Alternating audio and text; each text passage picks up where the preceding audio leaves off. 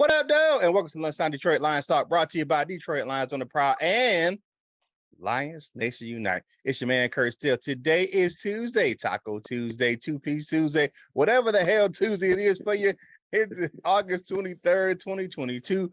On deck for today's show, our resident coach talks about how the Lions head coach, MCDC, let the players run practice on Monday. Ella asked the question, what position group has played the best in training camp? And I want to know from the fellas, who do you think is going to get cut today before the cut down deadline? But before we get into all that, it's time to bring in the rest of the crew, man. Y'all know who it is. You know what I'm going to tell you, man. Y'all know the name of the game. Your girl chose him. It's my man, LL Cool Tones. What's going on, my dude? Good morning, Proud Nation. And what's that? Man, and y'all know who it is, man. Had a big launch yesterday, man, of his website. If you are a Wolverine on Saturday and a Lion on Sunday, y'all know who it is. It's who? It's the Wolverine coach, Mike Jones. What's going on, Lion fans? Hey, let's get this thing started. Right now. Let go. For Lions Talk, baby.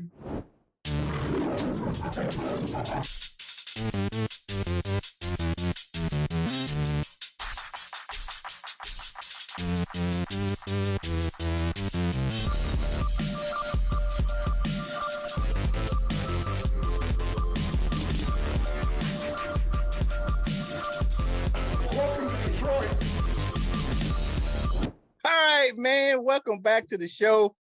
Now, this was something that was really unconventional. I haven't heard of a coach doing this before, but we got to ask our coach what he thought about it. Coach Jones, man, talk about this. What happened yesterday at Lions practice? So the players showed up to practice and wasn't no goddamn coaches. MCDC was there. He was there. He was the only coach that was there. And no other coaches showed up. Now, mind you, practice was only an hour, but there were no coaches. So players went through their drills and things like that in their indie time, and they did it by themselves. Of course, the leaders of the team, there's a leader in every position group, and I'm sure they took charge and the lead in those drills. But man, that's just something that's real wild to me, man. That's something I never thought of. I don't know if the coaches was like, man, we ain't coming today. If MCDC was like, y'all got the day off, man. Y'all can chill for a minute. Or if they was game planning that hard for Pittsburgh, if they was like, you know what, fuck that damn practice. I don't know what it was, but Goff did look sharp for what it was. He looked real good in practice, and that's still shocking to me. I personally, I deal with high school kids. You can't do that. I'm doing that. You're doing that. The police will be there. The fire truck will be there. It'll be all type of nonsense going on, man. But that just shows you the type of trust that Dan Campbell and his coaching staff has. Because we all know they're not playing games. Mm-hmm. There's no wasted days. Yeah. So the fact that he trusts them to go through with that practice just speaks volumes of how mature this team is and how young our roster is to be that mature. Mm-hmm. So I don't know, man. What do y'all, man? I still can't believe. I'm like, no coaches. Yeah. Now, MCDC, when the players got there, he had it scripted out what he wanted to see from the players. This was an actual planned thing that he did. Gave the coaches the day off. It was like, y'all go. And when I heard about this, I ain't gonna lie to you, Coach Jones, I did. I was like, when I heard this coming out of LA Park, I was like, what the hell? He letting the players run practice? What the hell is he doing? Then he said this. He said, it's time for the guys to take ownership of their team. Okay, he like, this is their team. So I kind of changed my stance. Do you know how much respect and trust a head coach has to have for his players for this to happen? And the amount of respect for their coaches, the game of football, and each other it took for the Lions players to do this without taking the day off and goofing off is amazing. Because they went up there, they ran the drills, they did what they were supposed to do. Now, MCDC, he was at practice, but he observed. He wasn't like coaching out there. He just kind of just, okay, I'm gonna hang out. Now the brass was out there. Brad Holmes and Chris Spielman, all those guys were out there. And I bet you Dan Campbell was like, look here, man, you better not go out there and embarrass me, or this ain't gonna work. So, and the bulk of the players yesterday were the leadership, because it was mostly the first and second string players that did not play or had limited reps against the Colts on Saturday. So it was most of the leadership of the team that was running the practice. So just when you thought my man MCDC couldn't get any better, man, he does. And he believes in his players, and his players believe. You know how much it takes for players to buy in to do that? Man, because I ain't gonna lie to you, man. Man, you get me. I'm goofing off my ass off me, but they're professional players. They're getting paid to do a job. And for him to trust them, give them the script. This is what you need to do. You've done this shit a million times. Go out here and run the practice. Man, that is amazing amount of respect and admiration I have for him, and for the players for doing this as well, because they could have got there. You know how it is, man. Like you said, you got high school players. Ain't no way you can coach. I wouldn't even do that at college level. To trust, man, they out there ain't doing nothing. Yep, playing around. They got bubble machines on the field. I mean, they doing something crazy. Out there with super soakers. But for them to go out there with that professional level, even you seen some of the players that were on the NFI or like Jamison Williams was out there. He was throwing passes to the receivers. They're running their routes. He was out there participating, throwing passes. You know what I'm saying? So you see that, and they're out there running the practice by themselves and get through it. I mean, they're doing team drills, individual drills, and it's a success. Man, that hard knocks is gonna be good tonight, man, because I know that's gonna be some footage in there from that. What you got, LL? That's I kind of thought about it as like two main aspects. Is one, like he wanted to give the coaches some time, just the same way that you give. Well, this one fold is give the coaches some time off, and another part of it is you let the players take ownership, like you said, and they kind of work hand in hand. When you give the coaches a day off, everybody kind of understand, if that's what it was, they kind of understand, like, okay, the coaches, they've been working real hard with us during our little off season so far. They deserve a day off. Let's not go out here and act all crazy. He's not gonna be too hard on us anyway. So let's not go out here and act all crazy. But then you had the guys out there. I don't know if you said Miss Sheila was out there, but Chris Spielman and Brad Holmes was there. So it's enough people around to keep people from behaving like crazy people. And when I just thought back when I was younger, like, man, we have probably been acting crazy, but maybe not. In situations like this, I never really act up when the substitute teacher was there. I act way worse when the regular teacher was there. So, it might have been one of them scenarios too, like, hey, we don't want to set an example when the guys ain't here, because who knows what will happen when they come back, type of deal. Yeah. You might act all crazy, and when they come back, we be running for 2 days straight. So, a good deal of trust from MCDC, and I hope it's reciprocated. Like, I hope this brings the team together, forms a more solid, tight-knit group. Yeah, and Josh Reynolds made a comment yesterday. I saw this kind of in passing. He said that it's one thing when you have a coach that's in your behind all day, all practice. He says it's different when it's your teammate. He said the level, because they have that, they know when you're messing up, and they're going to give you, what you need, and you listen to your teammate. He says this is a different level when you hear it from your teammate, especially a guy that you have respect for on the team, like telling you, hey, man, you need to do this. You need to run this route a little better. You didn't do that right. And man, and the amount of maturity, like you said, because a lot of times, some players would be like, man, get out of here, man. You know what I'm saying? But a real true professional would be like, hey, man, thanks. I appreciate that, because, I did do that wrong, or I did mess it up. I should have cut this route a little cleaner, or I messed up my steps or whatever. Go ahead. It's like you said, though, it's, just from people listening to people that they respect, so that kind of goes into it. Like if somebody's like when you say, like, you give tips, during thing, hey, man, you was a little too long on this part. Hey, man, when you do this, try to do it that way. I try to implement it. So, because I know you've been there, you've done this a little bit more than me. You've done it at a higher level than me. So it would be foolish for me not to at least consider what you're saying. So in the same regards, somebody's telling you, somebody who's actually made it on the field, you trying to get there, I would kind of listen to them. But with all that being said, hey, man, you know what you need to do? If you like the content, man, like the video, share the video, comment on the video. We're on the march to 4,000. Like LL says, we're really on the march to 1 million, but we got to start somewhere. And the next benchmark is 4,000. So go ahead and subscribe to the channel. Click the notification bell so you know when you're getting fresh content from us right here in Detroit Lions on the Prowl. We are your home for Detroit Lions news and rumors. Family discussion topic for today. What are your thoughts on the player-led practice? Let us know what you think in the comment section of the video. We know you're going to talk about it in the chat during the premiere, but leave us a comment, man. You know how we do it. We read 6 of those things because we love to hear from you because we're fans like you. So we want to know what you got to say about the team and our show. So go ahead and drop us a comment in the comment card section.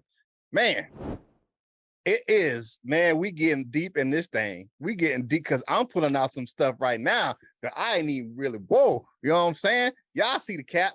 This is one, and the reason why I have on a throwback jersey, because this is a Detroit Lions Thanksgiving snapback.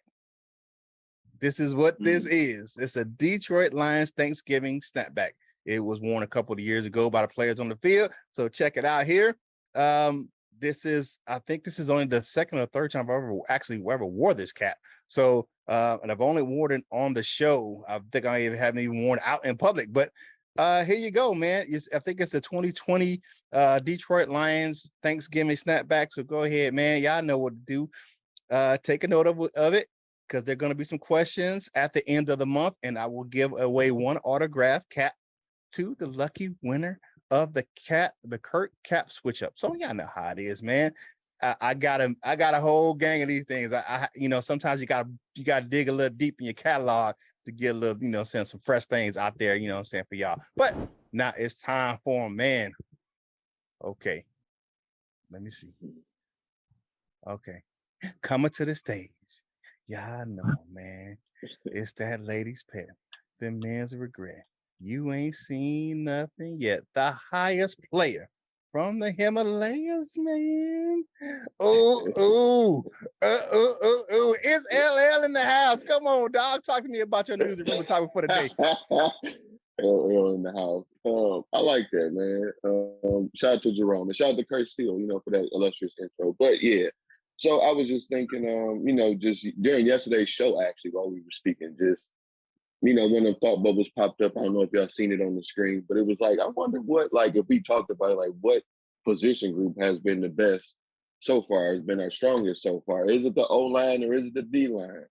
You know, our wide receivers been playing pretty well. You know, I know which ones is probably the weakest. You know, our linebackers have been taken, you know, as, you know, have been not as looking as well as some of the other groups. But I just thought about it, and I figured I'd cut my guys in on this conversation as well. So I got them in the 6 groups, and you can tell me if I need to split them up in any kind of way. But I got the O-line, the running back, I got the wide receivers and tight end, I got D-line, I got linebackers, and I got the DB.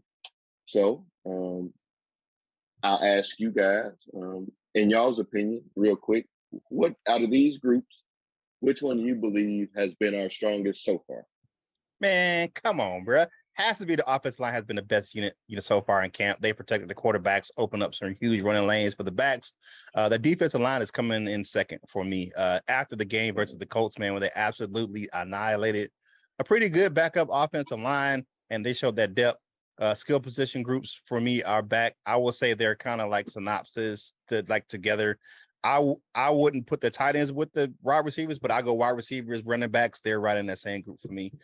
You got your tight ends kind of falling behind that, linebackers and secondary. Yeah, you got it right. You hit it right on the head. I mean, those are ranked in those groups. Yeah. If you look at the wide receivers, the guys, especially the guys that are higher on the depth chart, they play pretty well. Amon-Ra St. Brown, even in the backups, Trinity Benson had a hell of a game on Saturday versus the Colts. He had a really good game. You look at TJ Chark had a pass thrown his way, but when he was on the field, it wasn't necessary we throw the ball his way because we marched the ball right down the field. I mean, it wasn't necessary. So the tight end group, I mean, you look at the backup tight ends, they've all, you know, been doing good. We'll talk about one in particular here when I get to my segment, but overall, man, the offensive line is the strongest of the strong. Yeah, it's So and that, but that's what it was projected to be. It was projected to be yeah. that the offensive line was going to be our strongest group. All right, what you think, Coach Mike? What is the best? What position group has played the best so far in the camp? I think the running backs have played really well. It's really between the running backs and the O line. That's kind of my 1A and 1B.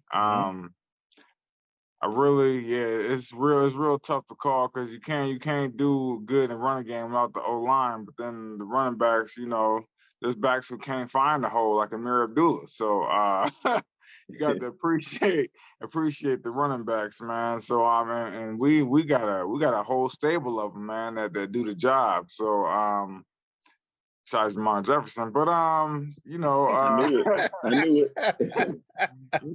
I'm just saying. But you know what, them and the Justin D-line, Jackson gonna fumble again. Yeah, but he got it, so it don't matter. Hold on to it, boy. But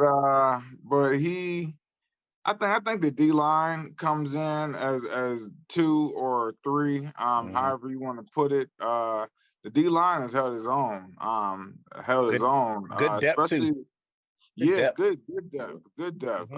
Especially when Pascal and Okora come back, then we really doing something. So yeah, man. Then the receivers, you can't say enough about the receivers. The linebackers and DBs, I don't know where you want to put them at. Some on the back of the bus or the back of the bus. 7, 8. You got 6 groups. They 7 to 8 at they Rosa Parking it. And not in a good way. Right.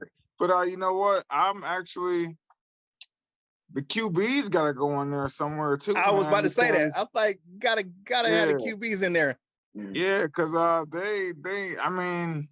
besides that one game, the first game where Boyle kind of, was a little airmail. David Ball has played solid both games.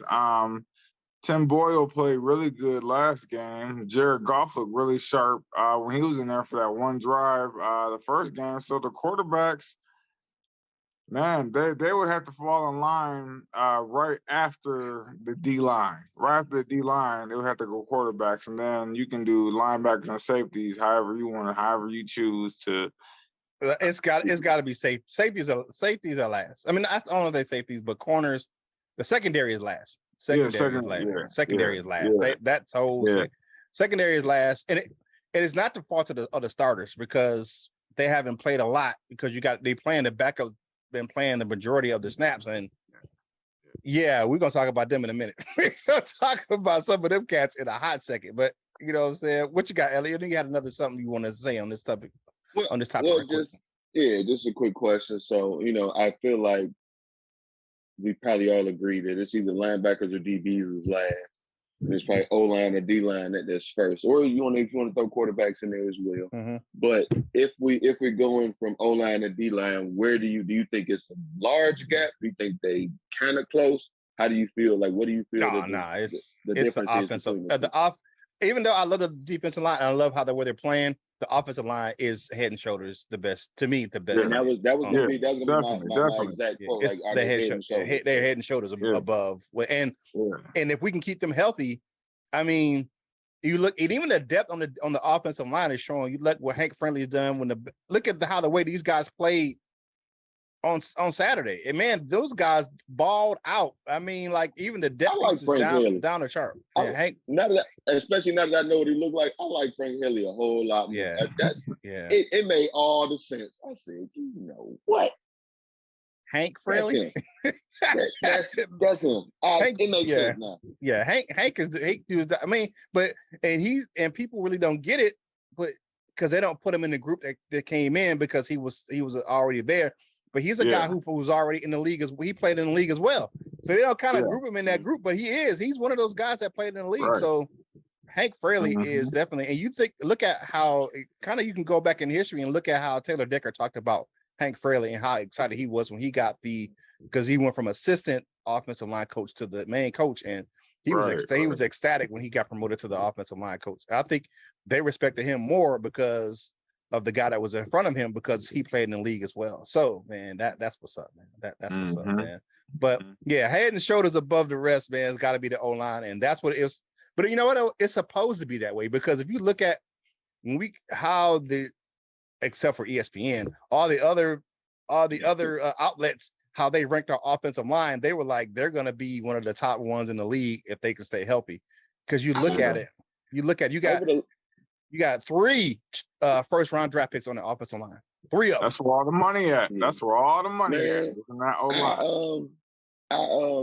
My feelings have changed for ESPN over the last few years. They say a lot of stupid ass shit, and they talk about the Cowboys a lot. It's the guys that it's their analytic department. They kind of went analytical. They were always kind of like the stats guys, but it wasn't like the analytical guys like the PFF. And they kind of got that segment into the building, and it was like, you got the wrong guys. You got the wrong guys in there. The only way I blame analytics is if the numbers say, if we talk about the Cowboys all day, then everybody's going to watch it. That's like, they just talk about the same things over and over, and they say stupid shit about the other stuff. But of course, go ahead and leave us a comment if y'all.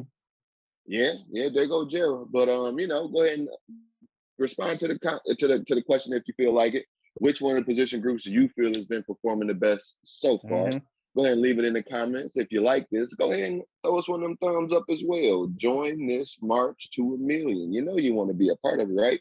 So, Curt, go ahead and if we haven't already, go ahead and get us to paying them bills, man. Man, you know what we got to do, man. Hey, if you're going to get yourself some Lions gear, because you know where I got the cap and I got the jersey, I got it at fanatics.com, man.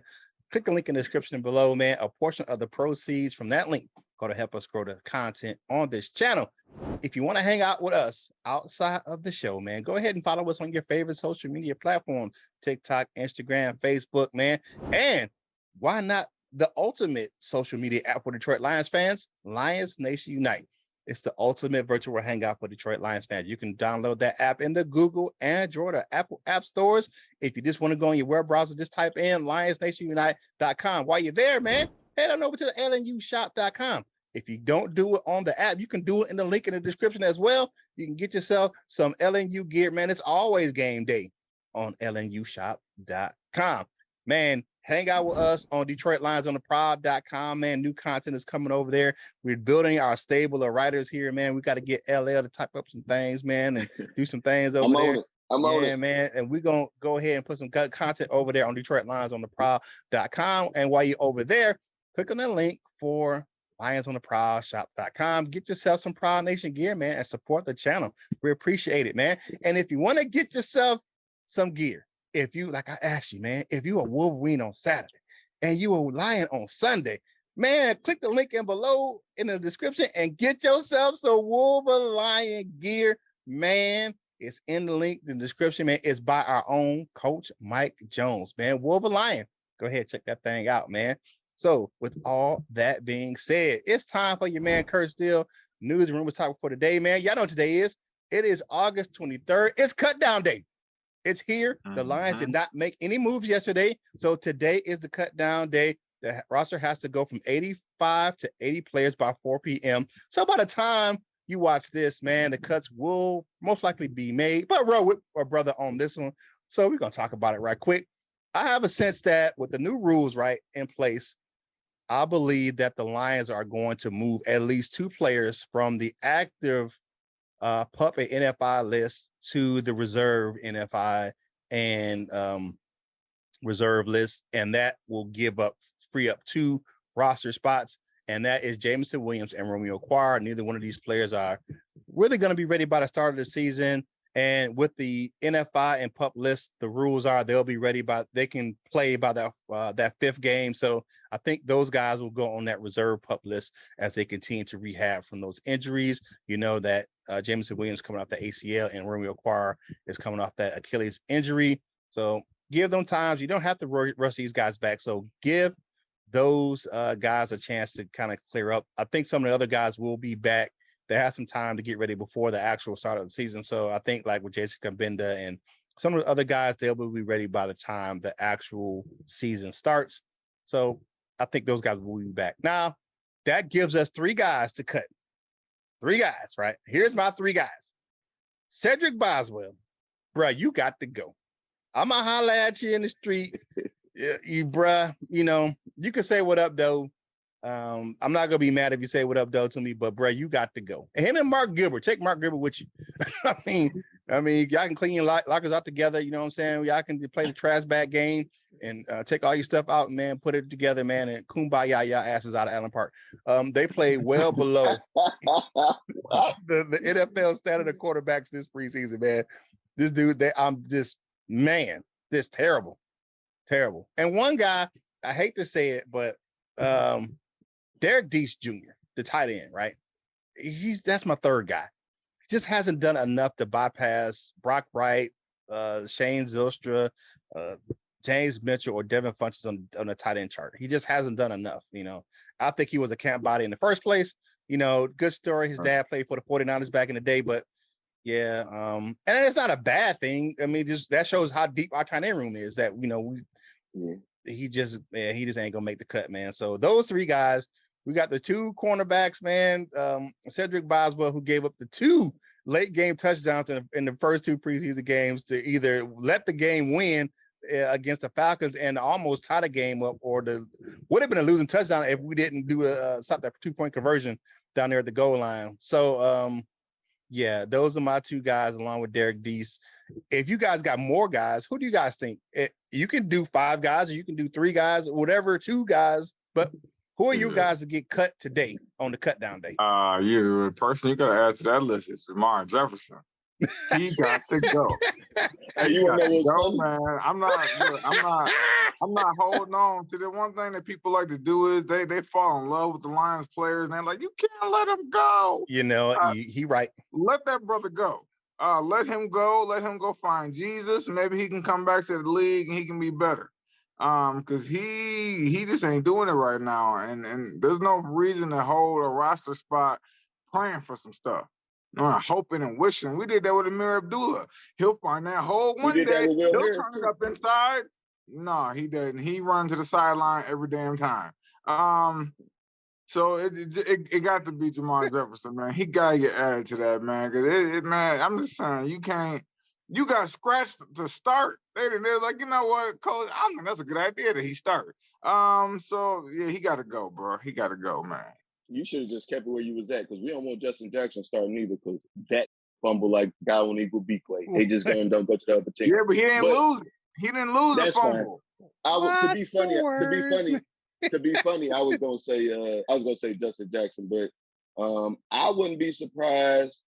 Well, maybe not this early. I was gonna say one of the quarterbacks, but my honest opinion, I give you. I was looking at our wide receivers because I was thinking maybe it's one of them.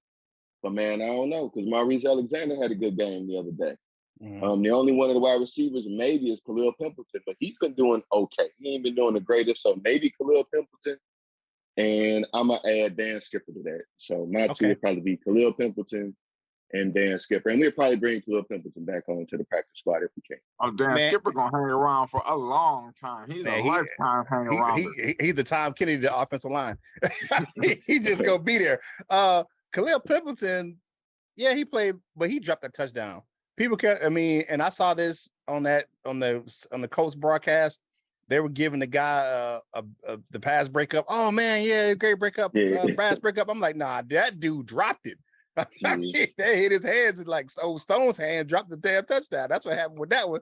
But with all that being said, man, thank you guys for checking us out right here at Detroit Lions of the Prowl. You're home for Detroit Lions news and rumors, man. And now it's time for my favorite segment of the show.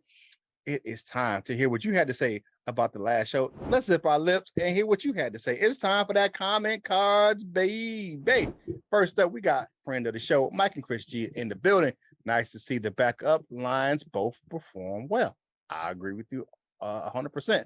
Linebackers were much better this week. The first guys were, yeah, they were. The questions are, can Tom Kennedy make the team? I don't know, man. It's hard to get that dude like a rash. Hard to get rid of that cat. He has performed to have a legit shot. I think so too. Do we need a new kick or punt returner? Reese Alexander might give Raymond a run for that special teams role. and Boyle still can't make good throws. Yeah, he airmailed a few of them. With the Maurice Alexander, that's gonna be a tight battle, because if you look at it, they haven't had a guy with Igwebike is our resident kick returner and Cleve Raymond is our punt returner. I mean, Maurice Alexander might slide in and kick old Godwin out the door. You know what I'm saying? I don't know, but I think he makes the practice squad. Yeah, maybe. LV Lion, does that mean Louisville? Louisville. Shout out to everybody and that I know down in Louisville that's getting it. Love this show, but guys, please stop hating on Cephas. He's the only big different type receiver freak injury last season. And he's coming back from minor injury from off season. Like Coach says, show up during the games when it counts, not practice and preseason games. Yeah. I don't hate Cephas. I don't hate Cephas, man. We don't hate Cephas. We like Cephas here. We like Cephas. He's just a trade commodity. You got the, that's all. That's the only thing it was, man. But Sub Z Trap City Boys Entertainment. And that's a long name. It said Malcolm is a G. And they're talking about Malcolm Rodriguez. Rodrigo! That boy, hey, he out there when he made that, when he knocked that receiver off his route, then came up and made a play on the ball. Mm-hmm. I was like, yeah, that guy has to start. He has to. Yeah, for real. All right, Grand Zero 12 of Afghanistan, Pakistan, Kazakhstan. Life of an Airborne Ranger, the Man of Steel. Your comment would appear on the next show. Your comment is on the next show. I've been to Afghanistan. I've ran through Kazakhstan. Never been to Pakistan. I ain't never jumped out of not a damn thing. But you know what I'm saying. But I've lived most of my career down here in the home of the Airborne Air Force Bragg. So thanks for the comment, man.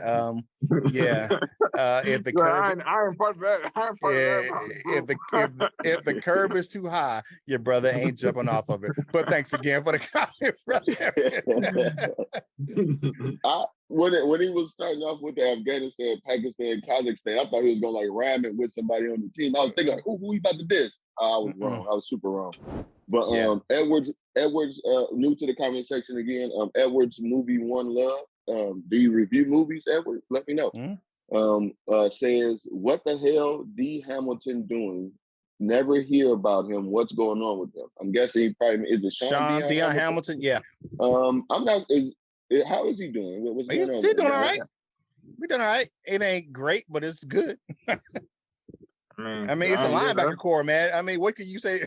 It's kind of bad though when you don't hear nothing, no standout, no nothing from a poor group. I feel what you're saying. Jakeeps Phipps says, "What up, though, family, all the way from Tampa? What up, though, man? Unpopular opinion, just hear me out. I don't think Brad Holmes should be getting as much praise as he's been getting, simply because he had a few busts as draft picks and passed on some studs in the draft." Okay, he coming extracurricular with it. And made a questionable trade. Made a questionable trade for before. It's probably a typo. Okay, for example, he passed on Micah Parsons and drafted Barnes, who still barely developed, and he could have had Nakobe Dean, but passed on him. Drafted tight end Mitchell when he was hurt and needed defense, and traded Benson when he's not making the roster. And I think Levi is a bust. I gotta scroll down a little bit. He said, all in all, I'm not saying fire the man, and no one is perfect but he still got a lot to prove to me before I praise him. That's all. You know what? The thing is about on that Michael Parsons, he didn't pass on Michael Parsons for Derek Barnes. Derek Barnes was in the 5th round. Michael Parsons was in the 1st round. So he drafted Penei Sewell before you drafted Derek. That's why he said it that way. That's why he said it that way, to make it seem a certain way. He passed on Michael Parsons to draft. There was 4 rounds apart, man. And you know what? There was a question. We did question him not drafting a linebacker, not drafting and a Kobe Dean, and then going with a Josh Pascal, that's still a question that we're waiting to see play out. Was that a good move or not drafting a linebacker in the second round? So, and Levi, they said Levi is going to be ready for week 1. The reports are he's going to be ready for week 1. I don't know how true that is, but they say he's going to be ready. So it's a wait and see, man. But yeah, man, you got a little bit of hatred, and hatred in the voice, man. I get what he's saying, right? But dude, I mean, it's only his second year. You can't cause. I mean, and it's really hard to call somebody a bust. The guy's only been in the league 1 year. People say the same thing about, and I can't even call Okudah a bust because he hadn't played enough. You can't. I mean, I think he should be playing better. Yes. Do I kind of call him a bust? Dude hadn't played enough. You know what I'm saying? Levi hasn't played enough. He came on at the end of last year. He was injured, his back injury. Right. And I think it's why they're taking their time with him, because they want him to be ready. They don't want to rush him back and have the same situation that they had last year. That's, to me, that's saying that this coaching staff and this regime is all about player health and safety, and they're doing it smart. So, man, just because you want to see a player out on the field doesn't make it a smart move. I'm just saying. I mean, and it's still just training camp. I'd rather a player be ready for the regular season. I'm just saying. Right. I also get what he was saying, because we've all said it. We question some of the things like Coach Mike said, but all in all, he's got a good level of trust from me. But thank everybody for those comments. Thank everybody for the comments that may have left them that didn't make the show. We go ahead and leave those comments. We read 6 of them to go on the next show. But sliding from Kurt's favorite segment to all of our favorite segment out there, and that is the Dessert with our man Curt. What do you got for us today, man? Hey, man, you know the deal, man. The deal is the Desserts with your man Curt is brought to you by Delightful Bites, custom cookies and desserts for any occasion. If you like how they look, you'll love how they taste. Go ahead and click that link in the description. Go over there and check it out on Facebook. If you don't do the Facebook thing, just search Delightful Bites on TikTok or Instagram, man, and see all that beautiful dessert footage. Like I told you, man, if you like how they look, you'll love how they taste. Delightful Bites. Get your cookie on. All right. Dan Campbell said yesterday that the starters will play on Sunday versus Pittsburgh. Now, he did say this. Everyone except for Jared Goff. He said he ain't going to talk his way into the lineup this time. He's like, nah, you go sit your out on the sidelines, man.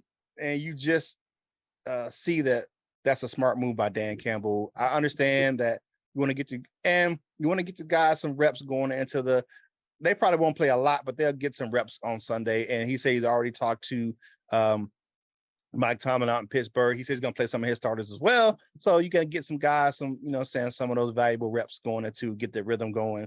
So I think the same thing you're going to have probably Tim Boyle may start just to kind of see, they kind of weighing that quarterback battle to see who's going to be number 2. And right now, Boyle's a starter, but the starters will play some reps on Sunday versus Pittsburgh.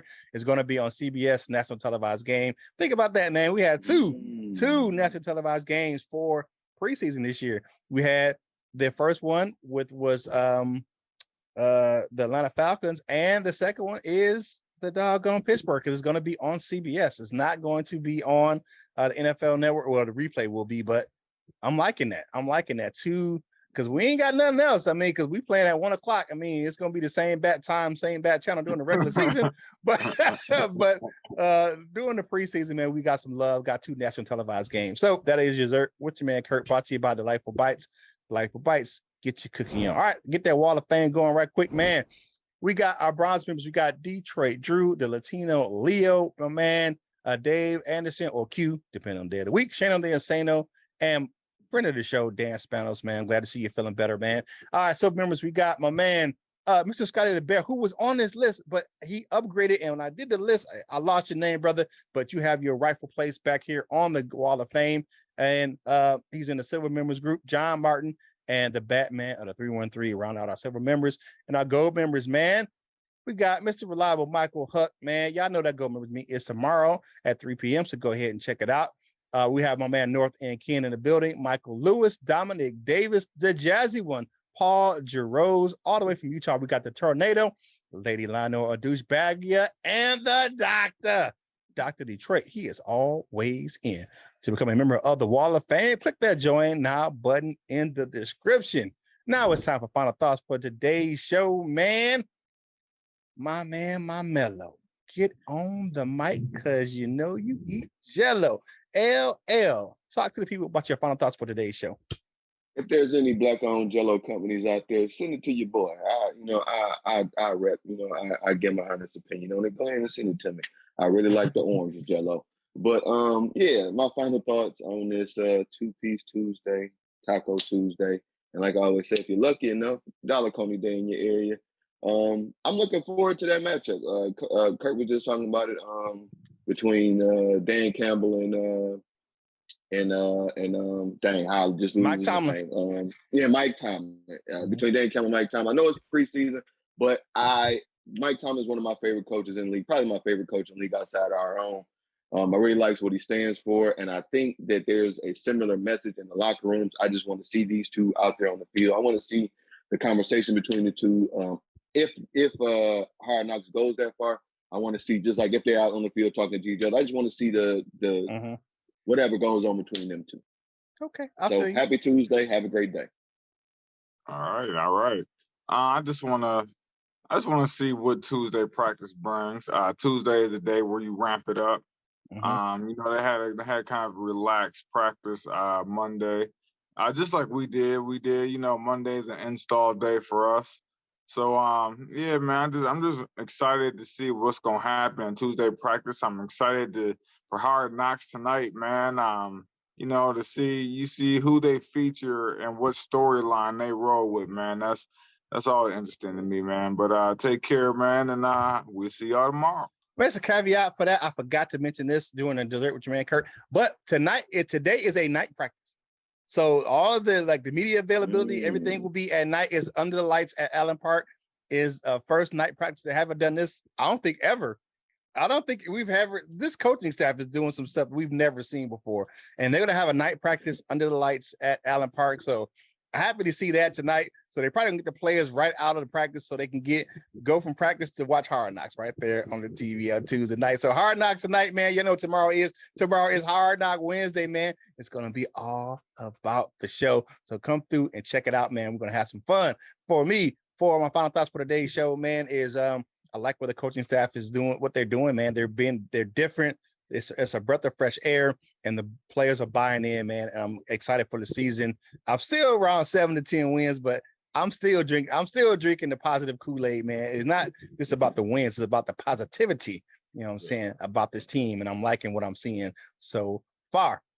And with all that being said, man, today is Tuesday, man. I know you had at least 2 meetings. That could have been emails, but go ahead, or Slack messages, or whatever else you think it is. But go ahead, man. If you're having a hard time at work, take a deep breath, take a step back, refocus, and get back at it, man. If you need some help, go ahead and ask for it, because asking for help is a sign of strength and not weakness. And it's Two-Piece Tuesday. It is Taco Tuesday. Whatever you eating, man, get this napkin, man. The crumbs off your face. Finish your drink and get back to work, baby. And whatever you're doing in life, you got to boss up, ball out, and be the best version of you that you can be. For my fellas, LL and Coach Mike, this is Curt Steele, and we will holler at you real soon. We love you, Jim.